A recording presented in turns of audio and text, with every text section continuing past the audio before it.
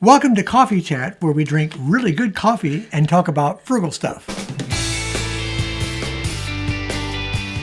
If you don't know us, I'm Hope. And I'm Larry. This is Under the Median, where every week we talk about practical frugality.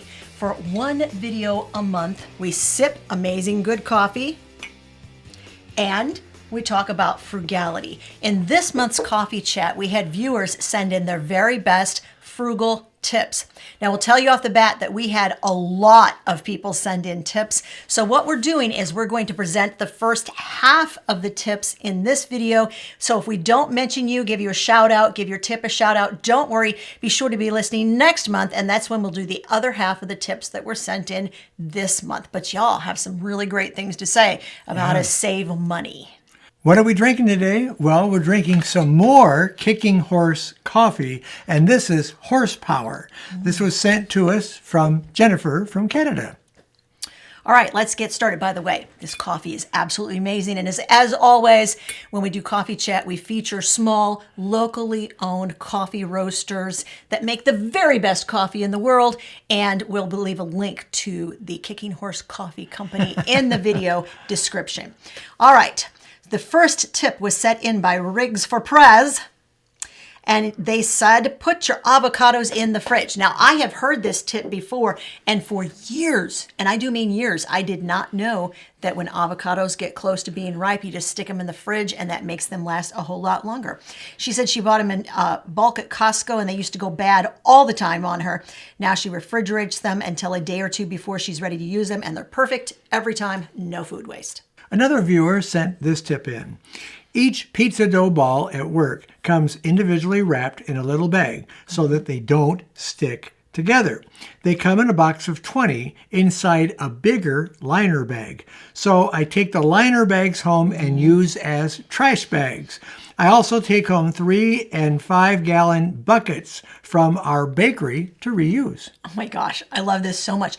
Those, I have looked for those 3 and 5 gallon buckets before because those are really amazing for long-term food storage. She has a treasure trove of opportunities from her job to bring things home that you can reuse. Awesome. I love the idea of looking at things that companies would normally throw in the trash and saying, nope, me, I will take it home and I will use it.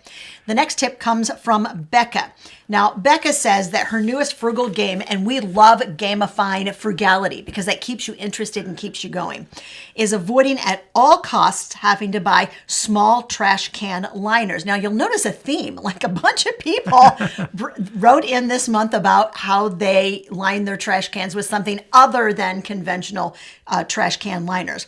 In my state, plastic grocery bags are no longer available. That's becoming a lot more common, they call them single-use plastic, but in reality, to me, a lot of people have used these things for multi-uses, including lining the bathroom trash can. They never were single-use, in her opinion. I would actually agree with that. Yes. So now she's had to get creative. And this is the thing with frugality, is seeing what happens and saying, all right, I'm not going to freak out. I'm just going to figure out how I'm going to pivot and what else I can use. So Becca says that now what she does is she keeps any bag that might fit in that bathroom trash can. Tortilla bags, wide loaf bread bags, protective packaging bags that come on kitchen appliances, plastic meat bags, which are still available there, even though the single-use bags are not available. And occasionally she even uses a tall, skinnier box instead of the trash can liner for a week. And she said, the long and short of it is, like, her new mantra is, I am not buying liners for that trash can. I like it when you kind of put your foot down and go, nope, not doing that. You know, that reminds me of the 50-gallon sack that our oatmeal came in. I had it thrown out. We had used all the oatmeal, and our boys put that in the kitchen garbage can, trash can, as a liner. And it was great. It was big enough to not only use as a liner, but then on garbage night, take it all around to the other cans, empty them all in there, and throw just that one bag out. Excellent idea. You know what I love most about that? That we didn't even come up with the idea. Our kids looked at it and kids did went, that. I don't know. I bet that bag would be useful to line the garbage can. I went, oh, I love it that they came up with that idea. Yeah, it was a good one. This is a small new habit, using real bacon bits from Aldi's mixed in scrambled eggs instead of buying high-priced bacon. What a good way to keep from buying a lot of extra meat. The imitation bacon bits, by the way, as far as I know, are vegan because they're made out of textured vegetable protein. Oh. You can actually make like bacon bits at home, like the vegan version, and it's super duper easy to do. I've done it before. It doesn't take a whole lot of time, and it's very inexpensive. Yeah. Justin says, normalize secondhand gifts. Amen. And we get used to talking about it with our family and our friends, so we let them know we're okay. If you give us a used book, we are going to be happy with it. Used jigsaw puzzle, just as happy. Some of them said they're totally okay with us giving them secondhand gifts too. That's how the conversation starts, guys. Yeah. If they say, please don't give me any secondhand stuff, well, then don't. But let them know you're very happy for them to save some of their hard-earned cash and give you things that have not been exactly brand new and bought at the store. Of course, now so there are rules. Justin said, make sure the items are in mint condition. Yeah. That the recipient is happy to accept such a gift. Mm-hmm. But believe me, I got used books in much better condition than the ones on the bookstore shelf, which is true. Because people touch them, they open them, they flip through them. Yeah, yeah. And so why not? One of our very favorite stores in the area is our secondhand bookstore. You know, I've mentioned this before, but an item is only new for the first few seconds that you have it in your home and you haven't broke it open or used it. It doesn't stay new very long anyway. So I have no problem at all with buying used things. And we as a family do this as a general rule. Okay, so this is going to be our new frugal mantra is like Larry's new, like his saying of the week. It's only new once. Yes. All right. So repeat that with us. It's only new once. Okay. Now we have to click our glasses. Okay. Everybody, take a drink of your coffee. There we go. Moving on. I should mention before I move on that viewer was from Poland. Thanks for watching all the way from Poland. Wow. I love that. That's quite a... Melinda Stuckey says, batch cooking and rollover meals. Okay, rollover meals, this is her definition, which I love coining new terms. We make stuff up all the time and go, new word. Rollover meals. So this is where leftovers from different meals are combined to create a new meal. Yep. So you have leftover A, B, C. They all come together in the pot and they are a brand new meal. Yeah. For example, she gives examples, thank goodness. All right, she batch cooked ground beef and she baked 8 potatoes at the same time. The ground beef was used in stroganoff and then in burritos. It was also featured the leftover baked potatoes. She stuffed some of that ground beef in there, a little bit of it to top the baked potatoes. Mm-hmm. And then she made burritos with them, like that ground beef went, are you catching this drift? What happens when you start thinking about food this way is you wind up stretching little bits of food that normally you would have went, somebody eat this up, or I'm just going to throw it out, and you can actually feed your family for another meal by thinking very, very creatively about it. So burritos, and then the burritos were turned into, get this, crock pot smothered burritos. I don't know what that is, but it sounds divine. I feel like I need to go Google it. Not now. I'll wait till we're done, but it sounds really, really good. And then she freezes the leftovers. If there's going to be leftovers that aren't going to be used for, what did she call it? A rollover meal, then she's going to stick that in the freezer. So she's already planning for future meals. That's a great way to do it. And you're not wasting any food, and you're not getting used to eating the very same dish over and over again and getting bored with it. So great idea. Hey, before Larry goes on, he's going to give this next one. But I wanted to mention, this brought this to my mind. I'm going to do a video, at least I'm thinking about it, and I want to know if you guys would find a video like this helpful. So chime in, you're going to tell me in the comments section. I am thinking of doing a video where I show my version of how to do these rollover meals, which I didn't even know there was a word for that. I'm going to show how I take one low-cost ingredient, batch cook a bunch of that one ingredient, and then use that main ingredient in about 4 or 5 different meals throughout the week. Tell me, would that be helpful for you to actually see my system? I've talked about it a lot, but I don't think I've ever done a video like showing exactly how to do it. Tell me. Kathy writes, I travel a lot and always buy a souvenir. I decided long ago that the only souvenirs I would buy were keychains. They are small and generally inexpensive. I try not to spend more than $5. I have an interesting bulletin board at home with my collection displayed. It is a very physical representation of my travels and a great conversation piece that didn't cost me much. How about that? That's Okay, great. trivia time. Who knows, and I love the keychain idea. There was one specific souvenir that was incredibly popular, like back in the 70s, really the 1970s, maybe a little early 80s, that people collected these things and displayed them in their home, and that's what they brought home as their main souvenir. Do you have any idea? I don't. I thought you were going to say shot glasses, because people did do shot glasses, but it's not shot glasses. No. Spoons. You would collect a spoon. They would have like spoons that had different states on them, different like touristy type locations in various states. And you would have this board in your kitchen where you displayed all your spoons from your travels. Very good. Amy Vaughn says, and she starts out by saying, these tips are for those who live on a military base. Although some of the tips she gives, I feel like even if you don't live on a military base, it's important to think about these as far as your neighborhood is concerned. But before I read her tip, I want to say, Amy, thank you to you and your family for your service to our country. Yes. I have found bulk pickup days on the base that you can find many good quality items. She's gotten toys for her son this way. Also, make sure you're a part of whatever military neighborhood pages that you're in. Just sign up for that neighborhood on your Facebook page. You can get cheap food.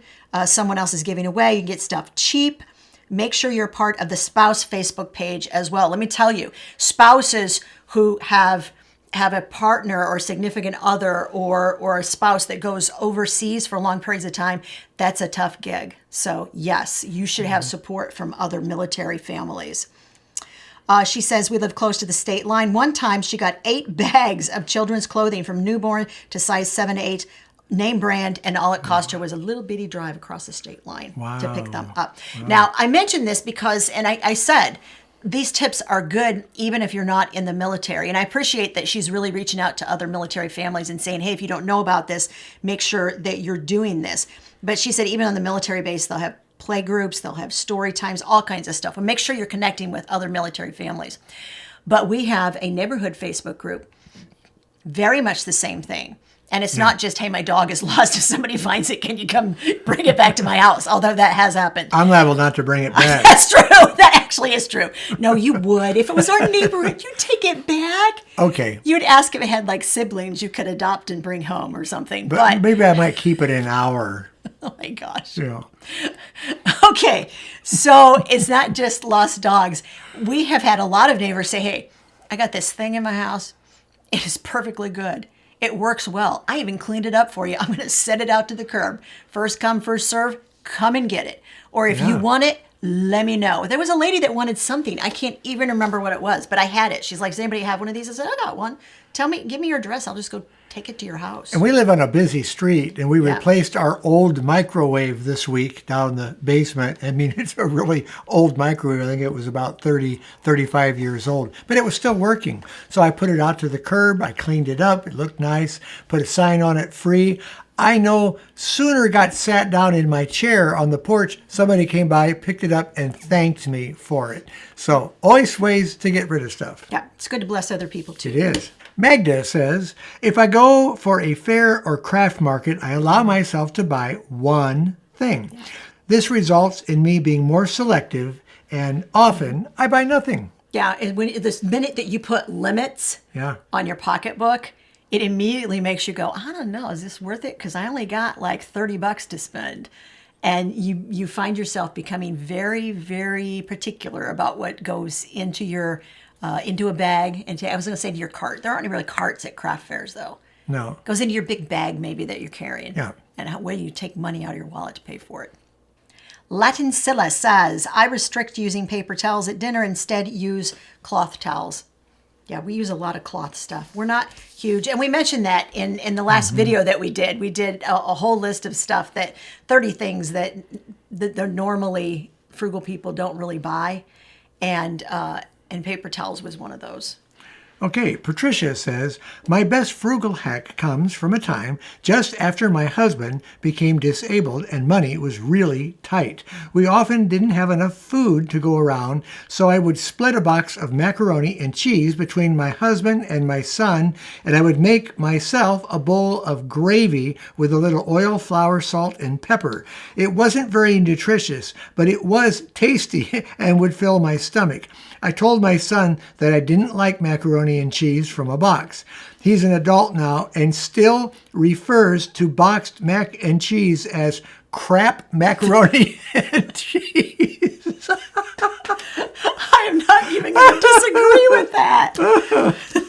It's the powdered cheese. It's like, I don't even know what's in it. He needs some kicking horse coffee to There you go go. with that. I know it. I just feel like with all deference to craft macaroni and cheese, it's not my thing. It really isn't. Curly Blonde says, if your milk goes sour, like right as it's on the edge of going sour, don't throw it out. You can bake muffins, coffee cake, biscuits. In fact, those of you who bake know that oftentimes when you get to a recipe, it says add a teaspoon or two of vinegar and let it sit for 5 minutes because it sours the milk. Sometimes they're even deliberately telling you, sour the milk. Still use it. Angela says, make foam dish soap by mixing 1 tablespoon of concentrated dish soap, 1 tablespoon of rubbing alcohol, and 6 to 8 ounces of water. Reuse the Dawn Power Wash spray bottle or buy a foam spray bottle on Amazon for $5. All right, did everybody else know this? I feel like this is a tip that everybody else probably is going to go, oh yeah, I do that, and I didn't know it. I didn't know it. I did not. Now, in all defense, I mean, there's a thing. There's like this part in the foaming bottles that makes it foam. So if you just take a regular pump bottle that doesn't have like the foaming thing on it, I don't know what you call it, the foaming thing. Somebody like an atomizer. People will tell me what it is. I don't know if there's a name for it, but it allows it to foam. Yeah. But all it is basically watered down soap, hand soap that's in there. It allows a real small stream of water to come through under a little bit of pressure, and that causes the foam. Is there a name for it? But probably it is, but I don't know. You know what I think the name is? What? I think it's foaming thing. That is the Foaming name. thing. Okay. All right. All right. Lynette says, I got almost a 10% discount at the orthodontist for 2 of my kids to get braces there when I asked if I could get a discount for paying cash up front instead of setting up a monthly payment plan. Nice. She saved, ready, $600. That is a very generous orthodontist. Yes, it With is. our orthodontist, so we kind of did the same thing, but our orthodontist said you can only use 1 discount. We either got the family discount because one of our sons, actually all 4 of them had braces. I know. I'm going to get sympathy letters now because that's a lot of money. But I digress. We asked if we could have a pay cash discount and a family discount because we'd already been there before, and they said you have to pick one. So, of course, we picked the one that was the biggest discount. But Whichever one gave the best amount of money off. Yeah, I can't and remember like, which one it was. I know. I was like, they're like, that's double dipping. I'm like, no, I fulfill both the criteria. I fill. But so we didn't save quite as much. Tracy, this is right up our family's alley. I suggest incorporating plant-based recipes into your menu plan and use grains, beans, and rice to stretch your food budget, servings, and nutrition.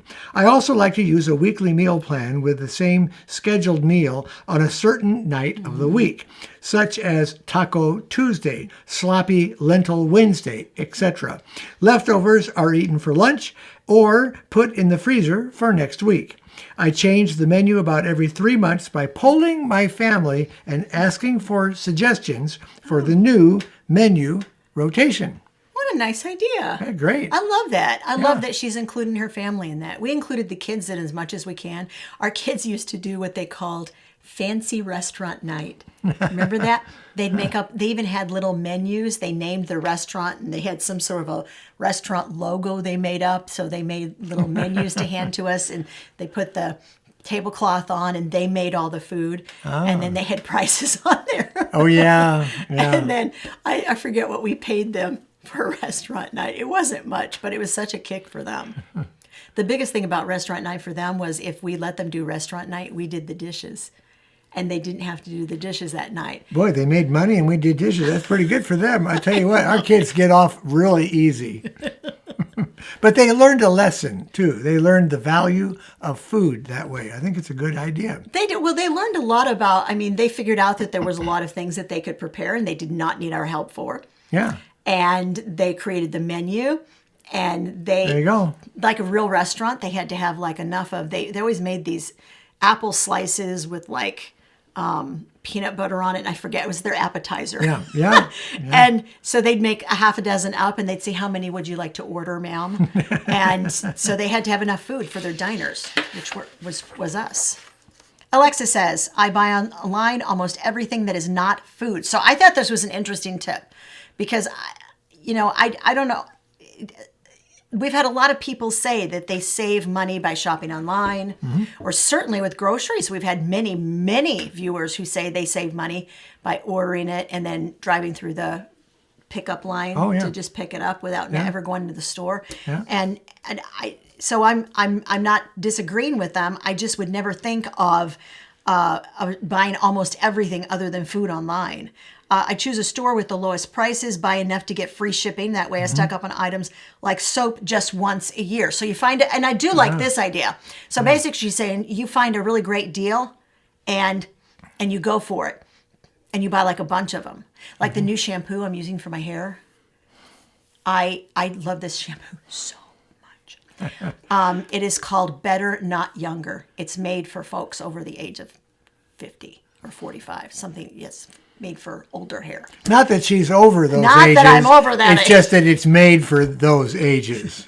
And I found it on Black Friday. It was 50% off. So I bought enough to last me a year. This is Riggs for Prez, who said she uses leftover breast milk storage bags to store homemade baby food. She gets her bags free with her insurance. And she's been batch cooking and freezing purees for her 8-month-old for several weeks, several months now. The reason I mention this is, she's using the breast milk bags, but she said something really important. It's a perk she gets from her insurance. Whenever you have insurance, make sure that you are using all the perks. Know what you're paying for and take advantage of what the insurance company offers.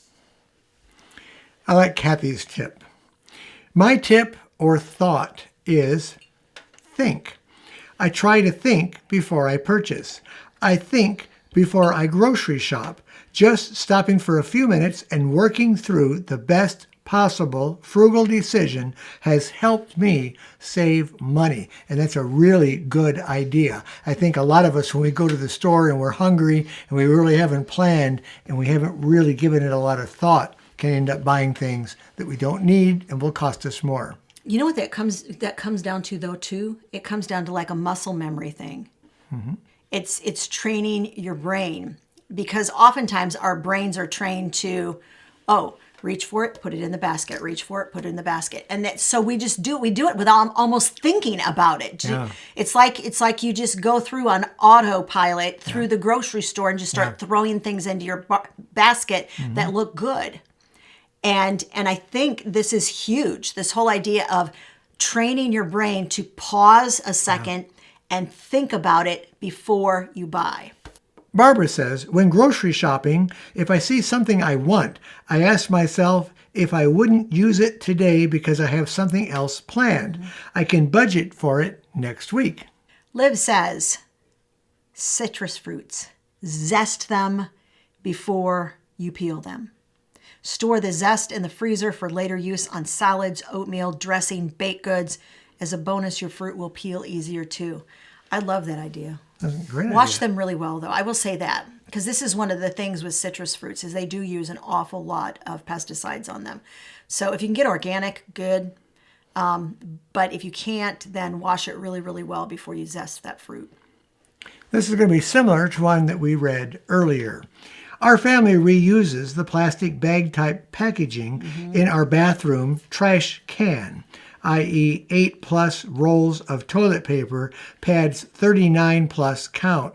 And the large size Epsom salt bags all work well with our small can. So she's reusing bags from other items and putting them in her can and using those as trash bags. Excellent idea. I told you guys, like garbage can liners, creative garbage can liners was like the theme of this month's viewer tips. And it's really interesting to us because usually, I mean, we'll just say leave your best tips, and there's almost always like a theme of like 5 or 6 people chiming simultaneously in on the very same thing, which is very interesting to us. Yeah. All righty. SJ Chan says, if you're going for lost leaders, Super 6 deals, Super Buys in Aldi's, then check the item prices in other stores because Aldi is not always the cheapest store in town. I know. Shock. It's true. It is true. So she said, you know what? I've been making a habit of doing this and I'm saving money. Sometimes Aldi is the cheapest, but she said a lot of times, I can go someplace else and get a better deal. So don't always make assumptions. People always ask that. They're like, what's the cheapest grocery store? And I'm like, you know, it depends on what you're buying, I guess. Yeah. Because people will say, well, Walmart is the cheapest or Aldi is the cheapest. People don't say Kroger is the cheapest, but Kroger's, because of their markdowns, Kroger's way at the top of our list. Hey, these are some great viewer tips. And remember, this was just half of the viewer tips that were sent in this month.